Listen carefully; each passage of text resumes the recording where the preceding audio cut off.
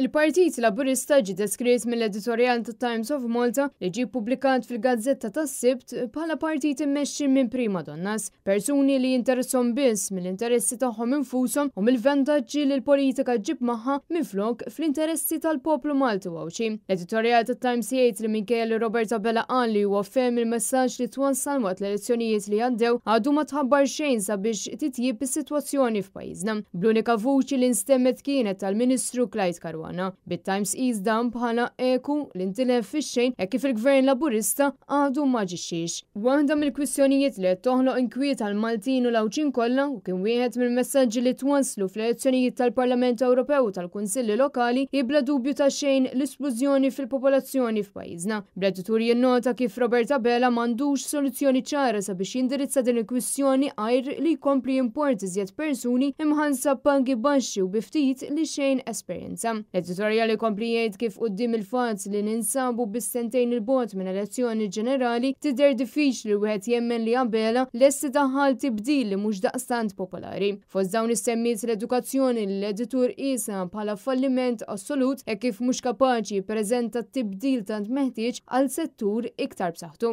Da quddiem il-fatt li meta l-Gvern għadu qed jimpika mal-edukaturi għan żieda miżera fil-pagi tagħhom fl-istess waqt li l-Kummissjoni tal-Fims qed tonfoq il-miljuni ikompli jgħid l-editur. Bi Clyde Caruana li mar kompletament kontra dak li qed immexxi l-qudiem Bella dik ta' ekonomija bbażata fuq il-kwantità minflok il-kwalità. Hekk iffakkar li pajjiżna jeħtieġu sistema edukattiva b'saħħitha sabiex it-tfal tada pitada ikunu jistgħu jieħdu rwol ġodda f'ekonomija ġdida. L-editur fakkar kif minkejja li Bella qed jibqa' jinsisti li għandna ekonomija vibranti, xorta waħda l-poplu Malti Wawġi qed ikun irreġistrat bħala l-iktar wieħed stressat u nkwetat fid-dinja bit-tkabbir fil-GDP żgur mhux forsi mhux qed jgħin lill-poplu.